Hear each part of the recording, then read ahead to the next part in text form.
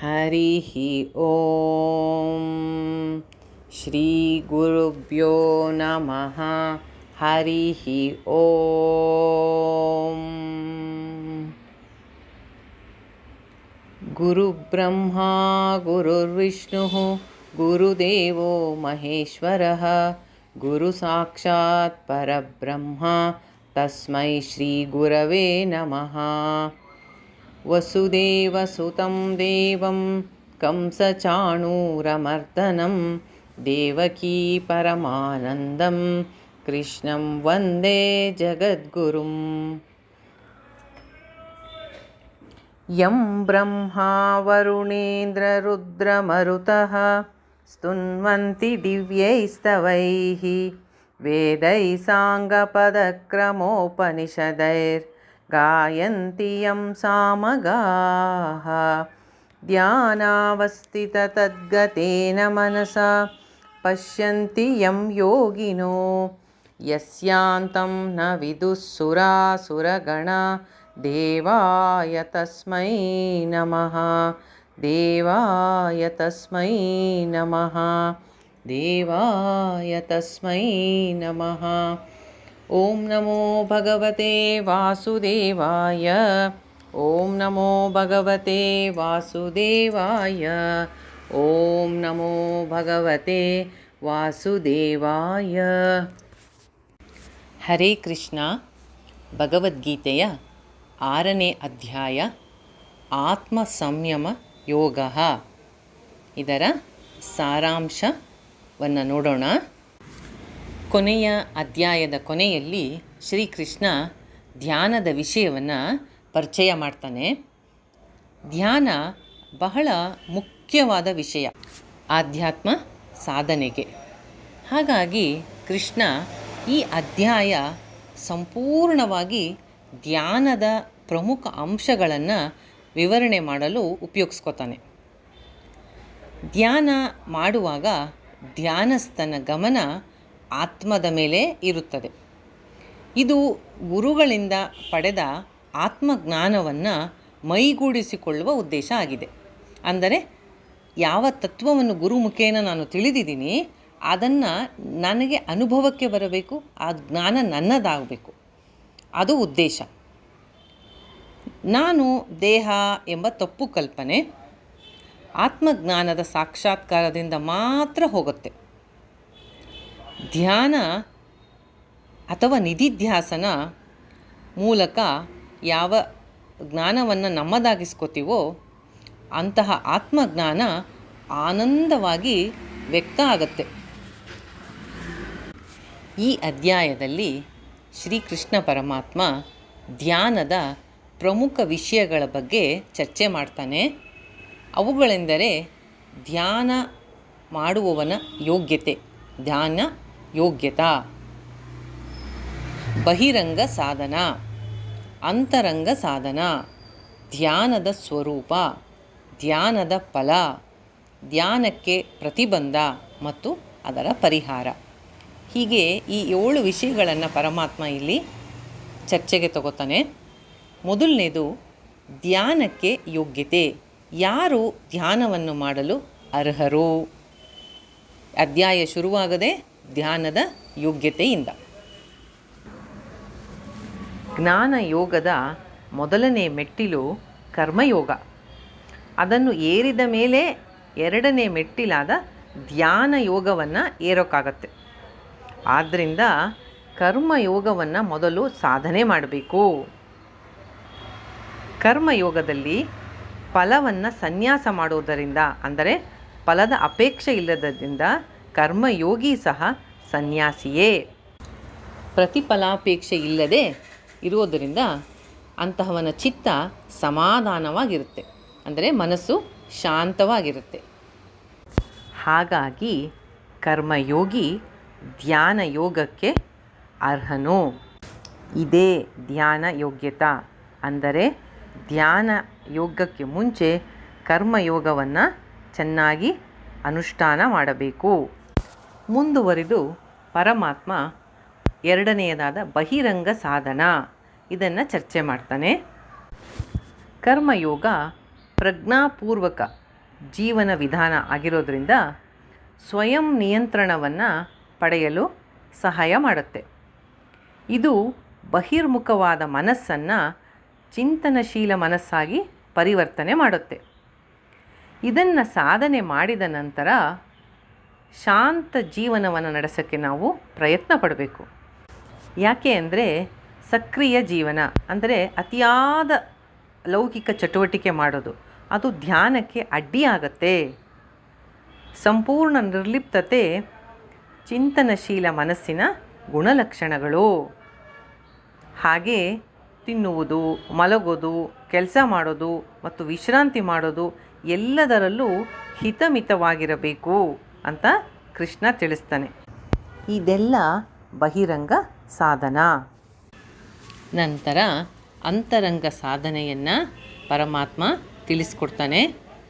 ಧ್ಯಾನ ಮಾಡುವವನು ಧ್ಯಾನಕ್ಕಾಗಿ ಶಾಂತವಾದ ಏಕಾಂತ ಸ್ಥಳವನ್ನು ಆಯ್ಕೆ ಮಾಡ್ಕೋಬೇಕು. ಅಲ್ಲಿ ಶುದ್ಧವಾದ ಸ್ಥಳವನ್ನು ಗುರುತಿಸಿ ಅದು ಅತಿ ಎತ್ತರದಲ್ಲಿರಬಾರ್ದು, ತಗ್ಗಲ್ಲಿರಬಾರ್ದು. ಅಂತಹ ಜಾಗದಲ್ಲಿ ತನ್ನ ಆಸನವನ್ನು ಅವನು ಸಿದ್ಧ ಮಾಡ್ಕೋಬೇಕು. ತನ್ನ ಆಸನ ಸ್ವಲ್ಪ ಸ್ಥಿರವಾಗಿ ಇರಬೇಕು. ಆಸನದಲ್ಲಿ ಕೂತ್ಕೊಂಡಾಗ ದೇಹ, ಕತ್ತು, ತಲೆ ನೇರವಾಗಿ ಇರಬೇಕು. ತನ್ನ ಮೂಗಿನ ತುದಿಯಲ್ಲಿ ದೃಷ್ಟಿಯನ್ನು ನಿಲ್ಲಿಸಬೇಕು. ಧ್ಯಾನ ಮಾಡೋನು ಮನಸ್ಸು ಮತ್ತು ಇಂದ್ರಿಯಗಳನ್ನು ಇತರ ಎಲ್ಲ ಚಟುವಟಿಕೆಗಳಿಂದ ಒಳಗೆ ತಗೋಬೇಕು. ಉಸಿರಾಟವನ್ನು ನಿಯಂತ್ರಣ ಮಾಡಬೇಕು. ಅಂತಃಕರಣ ಶುದ್ಧಿಗಾಗಿ ಯೋಗವನ್ನು ಮಾಡಬೇಕು. ಅಂತಃಕರಣವನ್ನು ಶಾಂತವಾಗಿಟ್ಟುಕೊಂಡು ಯಾವ ಅಡೆತಡೆ ಇಲ್ಲದೆ ಪರಮಾತ್ಮನಲ್ಲಿ ಮನಸ್ಸನ್ನು ಅಥವಾ ಚಿತ್ತವನ್ನು ಇರಿಸಬೇಕು. ಮನಸ್ಸು ಅನಾತ್ಮದ ಆಸಕ್ತಿಯನ್ನು ಬಿಟ್ಟು ಪರಮಾತ್ಮನ ಭಾವನೆಯಲ್ಲಿ ನಿಲ್ಲೋದೇ ಯೋಗದ ಗುರಿ. ಹಾಗಾಗಿ ಇಂಥ ಯೋಗವನ್ನು ಆಚರಿಸುತ್ತಾ ತನ್ನನ್ನು ತಾನು ಉದ್ಧಾರ ಮಾಡಿಕೊಳ್ಳಬೇಕು. ತನ್ನ ಅಧೋಗತಿಯನ್ನು ತಾನೇ ಮಾಡ್ಕೋಬಾರ್ದು. ಯಾಕೆ ಅಂದರೆ ಮನಸ್ಸು ನಮ್ಮ ಮಿತ್ರನೂ ಹೌದು, ನಮ್ಮ ಶತ್ರು. ಯಾವಾಗ ನಾವು ನಮ್ಮ ಮನಸ್ಸಿನ ಮೇಲೆ ನಿಯಂತ್ರಣವನ್ನು ಸಾಧಿಸಿ ನಮ್ಮ ಉದ್ಧಾರ ಮಾಡ್ಕೋತೀವೋ ಆಗ ಮನಸ್ಸು ನಮ್ಮ ಮಿತ್ರ. ಅದೇ ನಮ್ಮ ನಿಯಂತ್ರಣದಲ್ಲಿ ಇಲ್ಲದ ಮನಸ್ಸು ನಮ್ಮ ಶತ್ರುವಾಗುವುದು. ಮನಸ್ಸನ್ನು ತನ್ನ ವಶದಲ್ಲಿ ಇಟ್ಟುಕೊಂಡು ಪ್ರಶಾಂತನಾಗಿರುವವನಿಗೆ ಪರಮಾತ್ಮನ ಭಾವನೆಯಲ್ಲಿ ನಿಲ್ಲೋದು ಬಹಳ ಸುಲಭ ಆಗುತ್ತೆ. ಇದೇ ಧ್ಯಾನ ಯೋಗದ ಗುರಿ ಸಹ. ಆದ್ದರಿಂದ ಇಲ್ಲಿ ತಿಳಿಸಿರ್ತಕ್ಕಂತಹ ಅಂತರಂಗ ಸಾಧನೆಗಳನ್ನು ಶ್ರದ್ಧಾ ಭಕ್ತಿಯಿಂದ ನಾವು ಅನುಸರಿಸಬೇಕು. ನಮ್ಮ ಉದ್ಧಾರವನ್ನು ಮಾಡ್ಕೋಬೇಕು. ಮುಂದುವರೆದು ಪರಮಾತ್ಮ ಧ್ಯಾನದ ಸ್ವರೂಪವನ್ನು ವಿವರಿಸ್ತಾನೆ. ಧ್ಯಾನ ಎಂದರೆ ಹೊರಗಿನ ಚಟುವಟಿಕೆಗಳಿಂದ ಹಿಂದಕ್ಕೆ ಪಡೆದ ಮನಸ್ಸನ್ನು ಆತ್ಮದಲ್ಲಿ ನೆಲೆಸೋದು. ಅದರ ಹೊರತು ಬೇರೇನೂ ಅಲ್ಲ. ಅದನ್ನು ಹೇಗೆ ಸಾಧಿಸಬೇಕು ಅನ್ನೋದನ್ನು ತಿಳಿಸ್ಕೊಡ್ತಾ ಮೊದಲಿಗೆ ಎಲ್ಲ ಆಸೆಗಳನ್ನು ತೊರೆದು ಮನಸ್ಸಿನ ಮೂಲಕ ಇಂದ್ರಿಯಗಳನ್ನು ನಿಗ್ರಹ ಮಾಡ್ಕೋಬೇಕು. ನಂತರ ಒಬ್ಬ ವ್ಯಕ್ತಿ ಹಂತ ಹಂತವಾಗಿ ನಿಧಾನವಾಗಿ ಬುದ್ಧಿಯ ಸಹಾಯದಿಂದ ಮನಸ್ಸನ್ನು ಮೆಲ್ಲಗೆ ಒಳಗೆ ತರಬೇಕು. ಮನಸ್ಸು ಆತ್ಮನಲ್ಲಿ ನೆಲೆ ನಿಂತ ಮೇಲೆ ಬೇರೆ ಯಾವುದೇ ಯೋಚನೆಯನ್ನು ಮಾಡಬಾರದು. ಮನಸ್ಸು ವಿಚಲಿತ ಆದರೂ ಅದನ್ನು ಪುನಃ ಹಿಂದಕ್ಕೆಳೆದು ಆತ್ಮನಲ್ಲೇ ನಿಲ್ಲಿಸಿಕೊಂಡು ವಶ ಮಾಡ್ಕೋಬೇಕು. ಮನಸ್ಸಿನಲ್ಲಿ ಕಲ್ಮಶಗಳು, ಚಂಚಲತೆ ಸ್ವಭಾವದಿಂದಲೇ ಇರೋದು. ಆದ್ದರಿಂದ ಅದನ್ನು ಆತ್ಮನಲ್ಲಿ ನಿಲ್ಲಿಸೋದಕ್ಕೆ ಬಹಳ ಪ್ರಯತ್ನವನ್ನು ನಾವು ಮಾಡಬೇಕಾಗತ್ತೆ. ಈ ರೀತಿಯಾದ ಧ್ಯಾನ ಯೋಗದ ಸಾಧನೆಯನ್ನು ಯಾಕಾಗಿ ಮಾಡಬೇಕು ಅಂದರೆ ಇಂತಹ ಧ್ಯಾನದ ಫಲ ಏನು? ಅದು ಮುಂದಿನ ವಿಷಯ. ಧ್ಯಾನದ ಫಲ ಆತ್ಮದಲ್ಲಿ ಹೀಗೆ ನಿರಂತರವಾಗಿ ನೆಲೆಸ್ತಕ್ಕಂತಹ ಧ್ಯಾನಸ್ಥನು ಶಾಶ್ವತವಾದ ಶಾಂತಿಯನ್ನು ಪಡಿತಾನೆ. ಕ್ರಮೇಣವಾಗಿ ಮುಕ್ತಿಯನ್ನು ಸಾಧಿಸ್ತಾನೆ. ಈ ಆಂತರಿಕ ಪೂರ್ಣತೆ ಪಡೆದ ನಂತರ ಅವನು ಎಂದಿಗೂ ತನ್ನ ನಿಜ ಸ್ವರೂಪವಾದ ಸಚ್ಚಿದಾನಂದವನ್ನು ಕಳ್ಕೊಳ್ಳಲ್ಲ. ಅವನು ಬೇರೆ ಯಾವುದೇ ಲಾಭವನ್ನು ಶ್ರೇಷ್ಠ ಅಂತ ಪರಿಗಣಿಸಲ್ಲ, ಅಥವಾ ದೊಡ್ಡ ನಷ್ಟಗಳಾದರೂ ಅವನು ವಿಚಲಿತನಾಗೋಲ್ಲ. ಈ ಅನಂತವಾದ ಆನಂದ ಎಂದಿಗೂ ನಾಶ ಆಗೋಲ್ಲ. ಯಾಕೆಂದರೆ ಅದು ಹೊಸದಾಗಿ ಗಳಿಸಿದ್ದಲ್ಲ, ಪಡ್ಕೊಂಡಿದ್ದಲ್ಲ. ನಾನು ದುಃಖಿತನಾಗಿದ್ದೇನೆ ಎಂಬುದು ಅಜ್ಞಾನದಿಂದ ಉಂಟಾದ ಒಂದು ತಪ್ಪು ಕಲ್ಪನೆಯಿಂದ ಅದು ಮರೆಯಾಗಿತ್ತು ಅಷ್ಟೆ. ಈ ಅಜ್ಞಾನದ ತೆರೆ ಅಥವಾ ಪರದೆ ಒಮ್ಮೆ ತೆಗೆದರೆ ಒಳಗಿನ ಆನಂದ ಸ್ಪಷ್ಟ ಆಗುತ್ತೆ.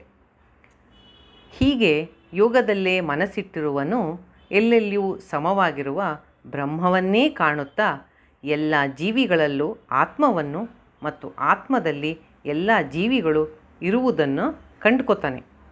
ಈ ಆತ್ಮದ ದರ್ಶನವು ಭಗವಂತನ ದರ್ಶನವೇ ಆಗಿದೆ. ಏಕೆಂದರೆ ಆತ್ಮ ಭಗವಂತನಿಂದ ಭಿನ್ನವಾಗಿಲ್ಲ ಅಥವಾ ಬೇರೆಯಾಗಿಲ್ಲ ಎಂಬ ಸತ್ಯದರ್ಶನ ಅವನಿಗೆ ಆಗತ್ತೆ. ಇಂತಹ ಪರಮ ಕಲ್ಯಾಣಕಾರಿಯಾದಂತಹ ಧ್ಯಾನ ಯೋಗದ ಸಾಧನೆಯಲ್ಲಿ ಏನು ತೊಂದರೆಗಳು ಬರುತ್ತೆ?